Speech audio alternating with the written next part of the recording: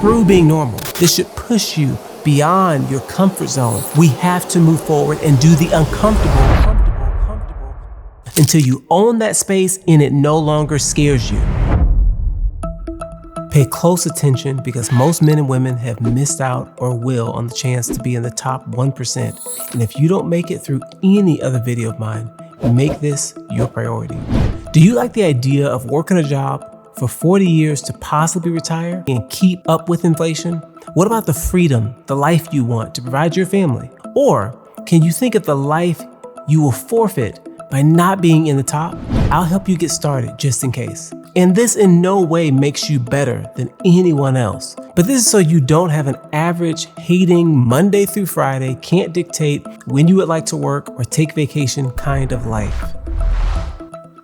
Don't do what society tells you to do.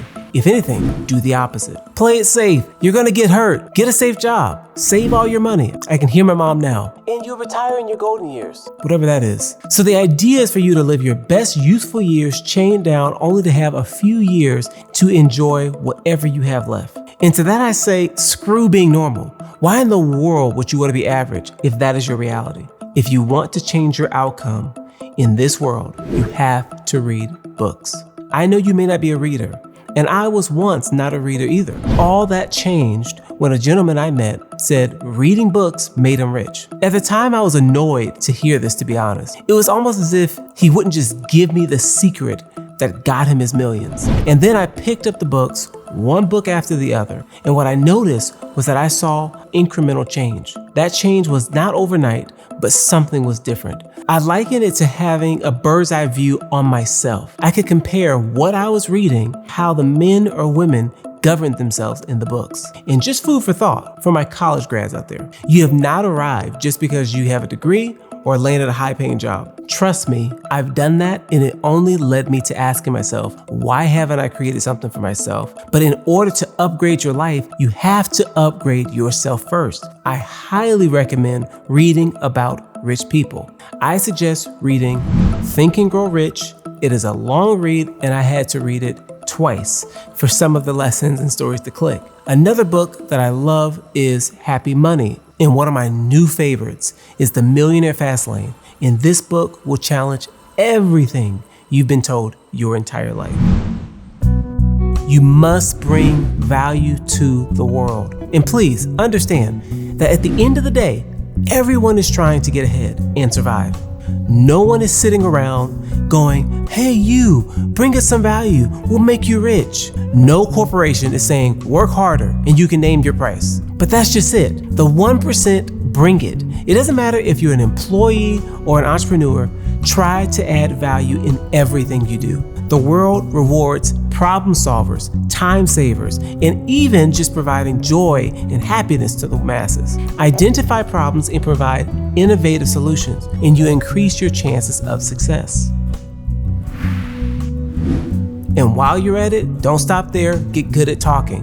And I know that public speaking is one of the biggest fears people have. Do it anyway. Who cares? I sure don't. We have to move forward and do the uncomfortable until you own that space and it no longer scares you. When you get good at talking, whether that be in front of large crowds or even small groups, you can stand out and separate yourself from the pack. Don't sleep on this just because this may be something you've heard before. Good communication is a game changer, even especially in dating. Like, it will make or break what you are trying to build with your partner. Communication is crucial in all facets of life.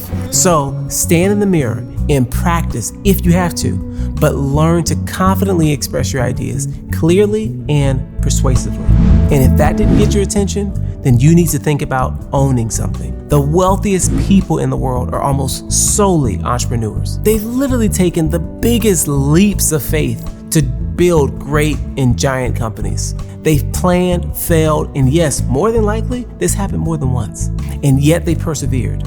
Guys are not just out here driving the sports cars, living in an oversized house without oversized risk. resulting in oversized wealth. And we've heard of all the investing in stocks, bonds, etc., 401ks, and those are all great assets that attribute to wealth building. But these investments are not likely going to thrust you to the top 1%, especially in your youth. The reality is that entrepreneurship is not for everyone, but entrepreneurship can allow you to do things on your own terms and spend your hard-earned money on the things that matter to you. Forget about your broke friends or your old boss that said, "Hey man, feel safe at a job." That can lay you off if they just have the itch to. Earning a high income on your terms and achieving wealth is not out of reach. You remember when people would say the chances of winning the lottery or becoming a professional athlete is 1 in a billion? Well, just like the kids who go to their little sports camps with very little chance of making it to the pros,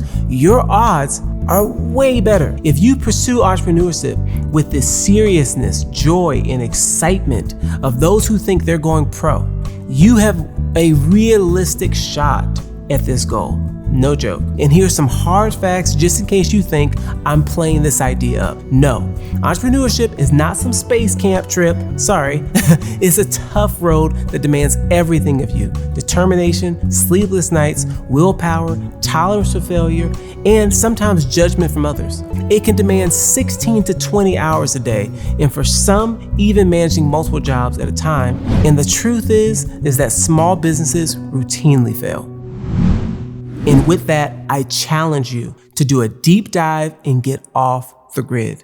Give yourself 6 months of focus. And I have done this. I recently did this with my girlfriend and asked myself hard questions in the deep dive. Some of them were like, why do I do the work that I do? Why do I spend the money the way I do? What motivates me? Who do I really like out of my acquaintances, friends, coworkers, and family members? Because let's be honest here, guys. We wouldn't hang around certain people if we weren't obligated to. This time allows you to recalibrate and focus on what you can bring into the world. You know, I also have to just mention the ones that became millionaires working a 9 to 5, they are either in their 60s or 80s. And one barely vacation and the others have not really lived life on their terms. And that brings me to my last point. Your wolf pack will find you. As you can imagine, the top 1% don't do anything alone. There's typically a business or romantic partner that they build something with. But this doesn't mean that you should go around searching for this group. And yes, it can be healthy and even beneficial. However, understand that there is something very beneficial of building that grit, that wolf within yourself first. When you are on your own, those who are supposed to be a part of your system will stick around and be there, but they will sniff you out. And you will know because they won't think or act or entertain average behavior. When with my friends, one of us could say, hey, I gotta go to bed. It could be 8 o'clock at night, which a lot of people would consider, okay, that's early. But for us, and for that wolf pack, the priority of time management and not being thrown off schedule is a non-negotiable. Eventually, you'll find yourself in a mastermind of your creation or someone else's, but work on you first.